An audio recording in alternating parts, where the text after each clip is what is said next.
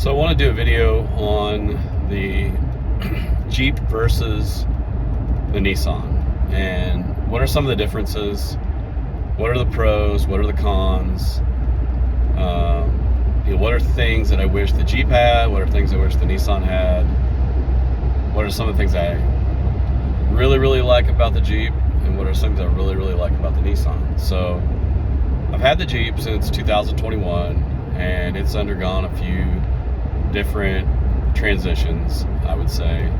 First up, it was factory. That didn't last very long. I did a 2-inch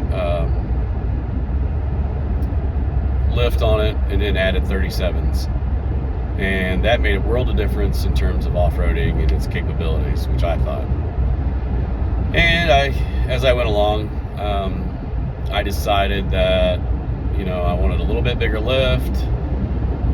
It was really getting into more technical trails, and really your biggest benefit is just getting your suspension a little bit higher.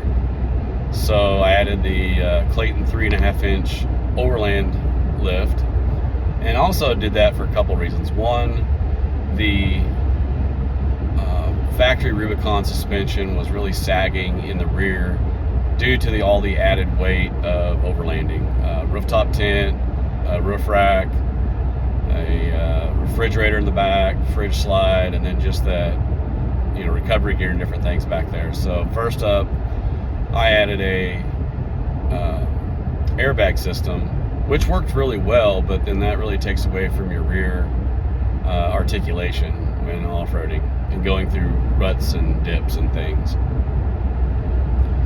So with the 3.5-inch lift, kind of during the very tail end of COVID, the supply of tires was very limited, and I really liked the Yokohama Geolander MTs. However, earlier in 21, when I bought the Jeep, there was hardly any wheels available, and what I ended up landing on was a Fuel Blitz 20-inch wheel, which I thought, there's no way I'm going to put a 20-inch wheel on a Jeep. That's just the stupidest thing I've ever heard. And the 4x4 shop that I deal with, they were like, hey, let us mount one of them and see what you think. And I was thinking, okay, I've had big wheels, and you end up with hardly zero sidewall, and I was like, I don't want this thing with like hardly no sidewall. So I was like, let's go for it. So he mounted. I'm like, oh yeah, that's excellent. There's a ton of sidewall, 10-ply sidewalls, look great. I love the wheels. They mounted one on the Jeep, and I was sold. So I bought those. Well, fast forward, 60,000 miles later, when I actually replaced those wheels, they actually 65,000 miles. I drove the factory Rubicon wheels for a couple thousand, and then at 65,000 miles, I needed to replace those wheels or those tires. And at the time, there wasn't any 20-inch Yokohama Geolanders available that I could find in the United States. So he was like, hey, my Mickey Thompson rep was here about a year ago, or 6 months ago, I believe, and he had some 40-inch tires in stock that they're 17s, and offered them to me at a pretty good price. So he bought them, and then when I was in there, he's like, hey, we got these 40s, and we can get you 17s easily. So I was like, all right, let's do it. That sounds like the next step up is a 40. And then I get a lot of feedback from people. It's like, oh, you gotta have to re-gear, you're gonna have to do this, it's gonna be so sluggish and doggy. And I believe that's true on anything other than the 2.0 liter turbo.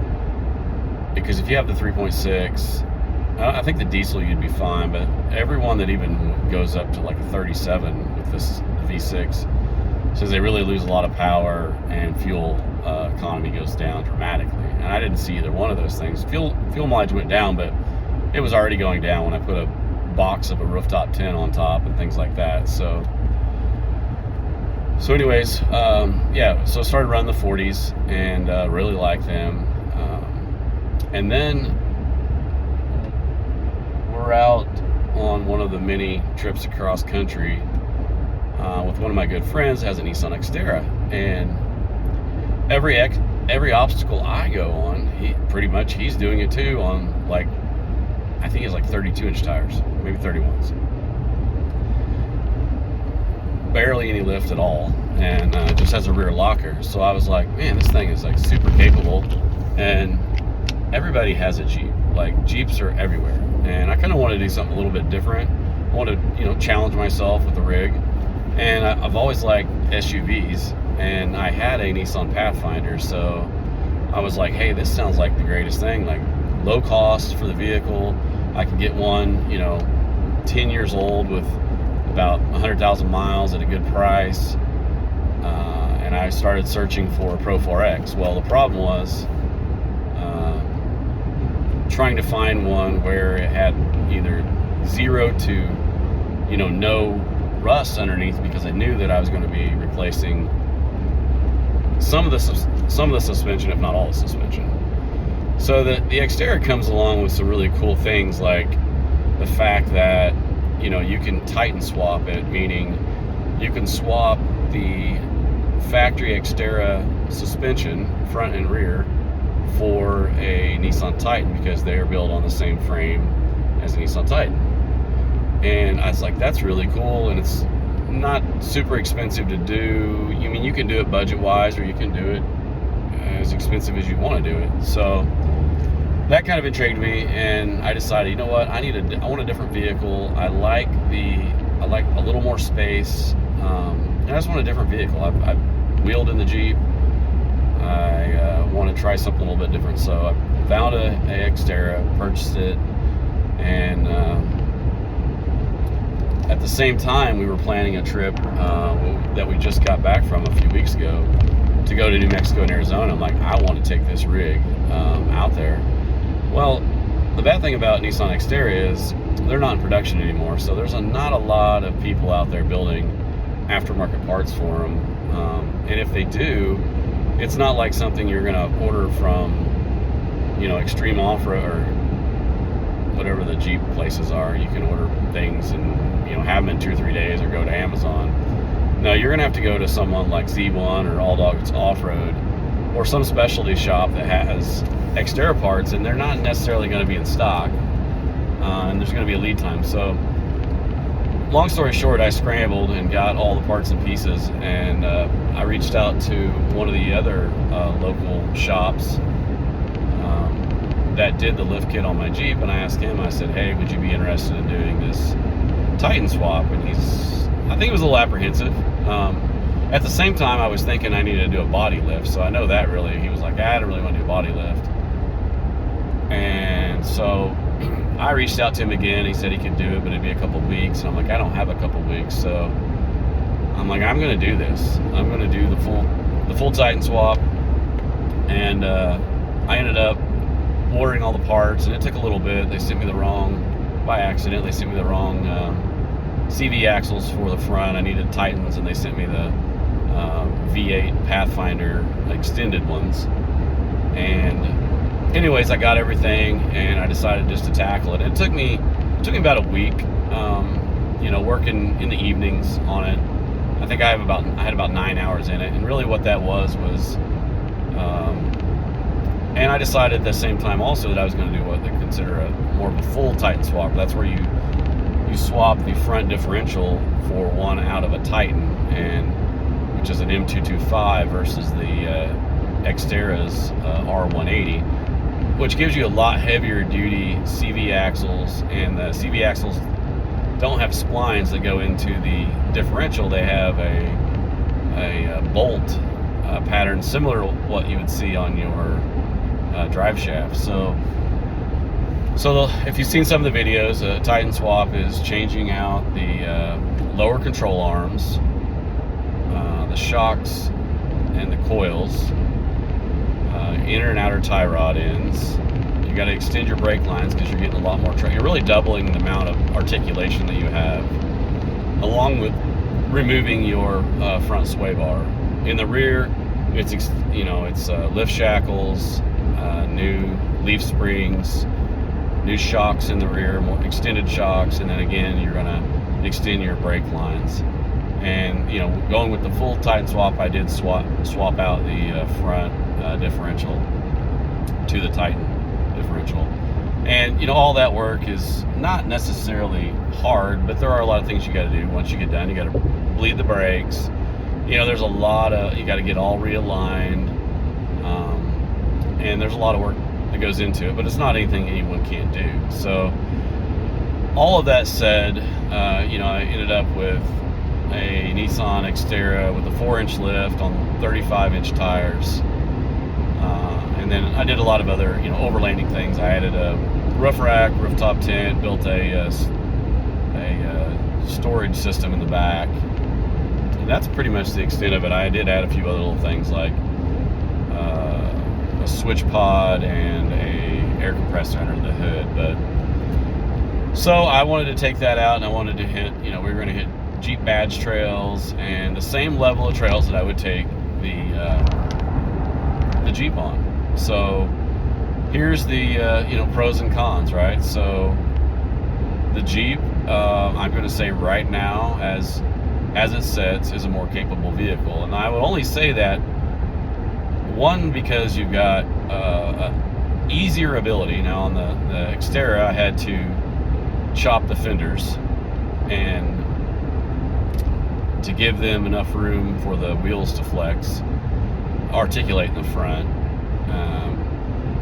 And on a Jeep, really all you have to do is give it a lift kit, and you can go up to 3.5-inch lift. 40's clear just fine. So you get a little more height because you can easily add a lot taller tires. 35 is probably about the max. You can do 37s, but it's going to take a little more work, maybe a body lift at that point. But you get a little higher capability. And then obviously Xterra, Nissan didn't have the same factory options which a Rubicon has. So you've got the Xterra has a rear locker, which is really nice, but a front locker is going to be aftermarket. In the Rubicon, you have a front locker. You also have your sway bar, and it's push of a button electronic disconnect, versus in the Nissan I've removed the sway bar. So you have to be cognizant when you're going around curves about body roll, because it does tend to body roll, and especially when you add an extra couple 100 pounds on top with a rooftop tent, rack, and whatever else is up there. So factory wise, the Jeep has a few more better options,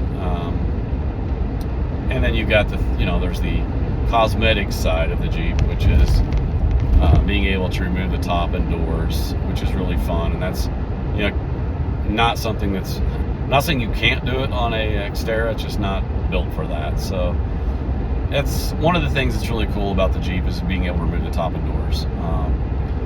So wheeling wise, comfort wise, I think I prefer the ride with that independent front suspension versus a solid axle in the Jeep. Going down the highway, going down rough roads, some of the rougher stuff that we were moving a little faster on out in the desert, I believe the Nissan is more comfortable. And I have to admit that Nissan has, leather seats. The Jeep has cloth seats. I chose those. They both have heated seats, which is really nice, especially when it's cool out. A lot of the options are pretty much the same. I mean, there's some technology things in the Jeep, but the Nissan's not too far behind it in terms of technology, and they're both kind of basic, both sides of, I pretty much have everything you can get in the Rubicon package, and then on the Xterra, it's pretty much loaded out as many options as you can have on that too. Now, hitting the trail, I'll tell you my biggest thing, and this is not fair to the Xterra just yet. So the Jeep has factory 410 gears, and I believe, I can't remember exactly, I think I have like 336 gears in the Xterra. That's a huge difference. So I did struggle on the trail with very steep obstacles, to the point where a couple times, so I didn't have very many instances of this to compare. One time I got out of the Xterra on a hill to help someone a friend jumped in the Xterra, decided to move it up for me, which was great. He applied the emergency brake. I hadn't applied the emergency brake, so when I went to go up this obstacle, the emergency brake was actually engaged, and I was in drive. So my friend that has an Xterra said that it makes a huge difference to actually shift, put it in first, and then, you know, shift it manually when you're doing obstacles. I wasn't able to try that because I didn't know that at the time. So I really struggled. In a couple points, I couldn't even make it up some very steep inclines. The Jeep, the Nissan just didn't have the power at all. So I'm probably guessing there's three things that happened there. One, really stupid move. The brake was on at one point, which I never even noticed till I got to the top of that obstacle, and that's when someone helped pull me up. Two, this is a case where you definitely need to re-gear. I'm going to do some research, and I don't know exactly what the gear ratio is. I'll probably read some forums. I'm sure I need to be in the mid-4 range. I don't think you can go a little much larger than that. I hear you know, the differential will actually get a little too hot, and you can burn up your fluid. I don't know if that's true. There's some things I've heard. So in the mid-4, I don't know what they have, 450s or somewhere in there, 488s maybe. But I do believe a re-gear is absolutely necessary to help that low end. And I also believe that a few times that I've tried it on the end of our trip, of putting it at first versus leaving it in drive, made a huge difference in the ability to get up hills. So really, it's either a power thing, you know, actual low end torque, or it's a gearing thing that is a big handicap for the Xterra. Other than that, with the Titan swap and the articulation in the front and the clearance in the rear, I felt like the vehicle was very similar to the Jeep in terms of any obstacle that we faced. It did just fine. Now, I did have a major failure. I was going up a hill of sharp rocks, and due to the low end torque that I didn't have, I had to, you know, you had to use skinny pedal, and going up a hill and spinning, I actually cut the sidewall out of a brand new one of my Yokohama Geolanders, the 315/75 16s on the Xterra. Cut a large hole in the side, and, you know, had catastrophic failure because the tire went flat immediately. But I was able to have somebody pull me up the hill, and we got the spare on and got that going. But I think that I've got to figure that out. I don't believe there's anything actually, you know, engine-wise, torque-wise, and also I'm used to the Jeep with the turbo, and it has to me, it has an extreme amount of low-end torque, and the gear. The other part is the Jeep has a lot lower, you know, low-range gear ratio. So the ability to come down a hill in a Jeep without using like hill descent or any of the, you know, controls is it's just the gears are closer together and you have more of them. I mean, the Jeep has 8 gears, and, you know, you can crawl up and crawl down a hill way easier than you can with the Nissan that has 5 gears. So I think that's a major factor. But I most definitely enjoyed wheeling in the Xterra. I really like the Xterra. It's different, you know. It's not a Tacoma. I had a Tacoma. Everybody's got a Tacoma. Everybody's got a Jeep. You run across very few Xterras. Even fewer Pathfinders. I believe that's because of the lack of the rear locker. Now, you can add that stuff into any vehicle, and then the Frontier has a rear locker, you know, if you go with the Pro4X. So that's another one. But those are kind of rare. I mean, generally when I have a trail ride, it's going to be 90% Jeeps, maybe Tacoma. I mean, you get all the other ones too, Scouts and Land Rovers and Land Cruisers and, you know, 80 series, all that stuff, 4Runners and all kinds of vehicles show up, but it's going to be 90% Jeeps. So I just wanted something a little bit different. Yeah, so I've talked a lot about that. That's 20 minutes of talking about the difference between the two. You know, if you don't have the money and you don't want a Jeep and you want to do a little bit more budget, I mean, Nissan Xterras is the budget ride. Everybody can get into one of them. You can get into one of them super cheap, actually. I mean, I see them all the time.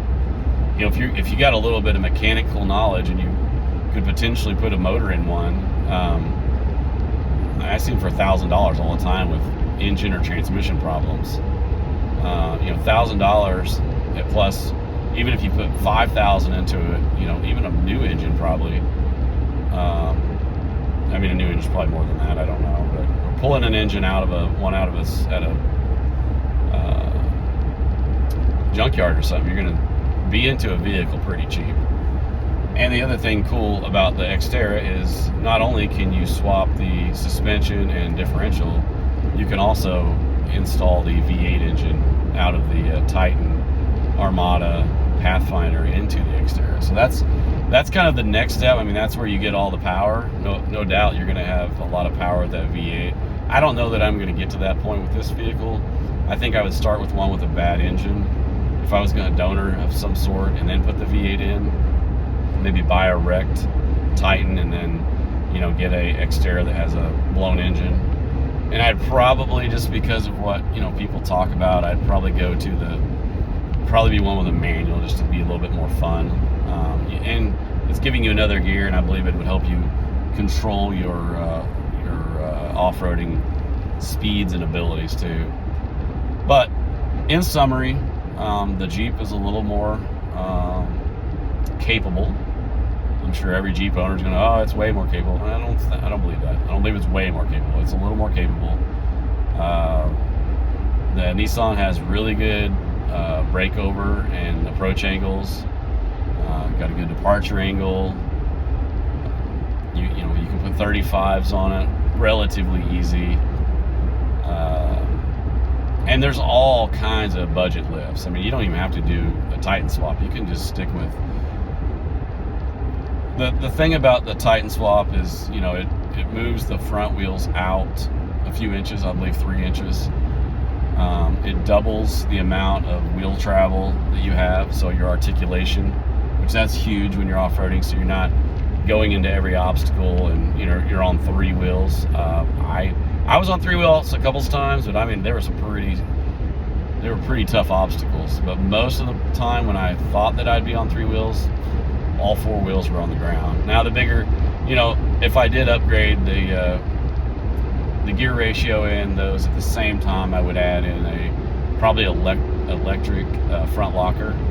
They're about $700 or $800. Plus, you know, you'd have to have somebody install it. But if I was going to do that work, I just have the front differential rebuilt, new gear ratio, and a front locker. And I think you'd have a rock solid off-roader at that point. And not that they're not off-road, they're solid factory. So don't get me wrong, you don't really have to do anything to them. They're solid factory. So are Jeeps. I mean, I've had 3 Jeeps in my life, and they're all super capable. But I just want to kind of share, you know, Xterra versus Wrangler Rubicon. If you like this content and this content and information, you know, please feel free to follow me, Trail Exploration with an X on YouTube and Facebook, and over on Instagram it's nomadic.overland. And until next time, talk to you guys later.